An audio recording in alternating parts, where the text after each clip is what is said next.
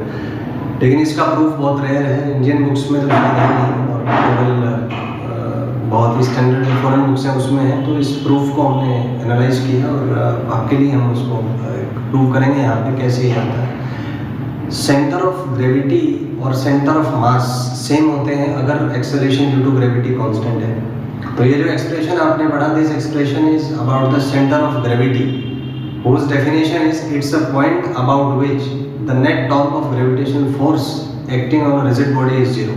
तो उसी डेफिनेशन को यूज करके हम इसका एक्सप्रेशन फाइंड करेंगे। मान लीजिए हमारे पास एक डिस्क्रीट पार्टिकल सिस्टम है जिसमें n पार्टिकल्स हैं, this is m1, this is m2, this is m। मान लीजिए इस पार्टिकल पे जो फोर्स लगा ग्रेविटी की वजह से, दिस इज m1 वेक्टर जी। इस पार्टिकल पे जो फोर्स लगा, दिस इज m2 वेक्टर जी। और इस पार्टिकल पे जो फोर्स लगा, this is mn vector ji.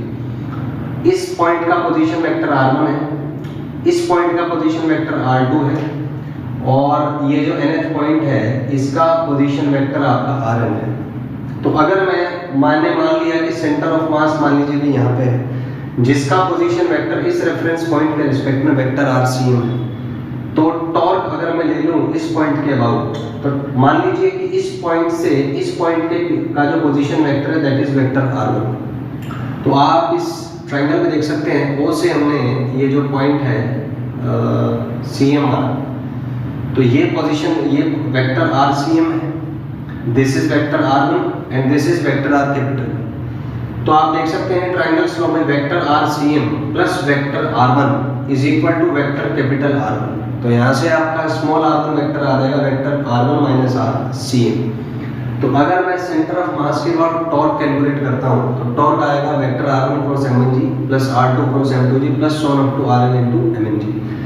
r1 का जो वैल्यू है this is vector r1 minus rc, तो इसको हम यहाँ पे सब्स्टिट्यूट कर दें।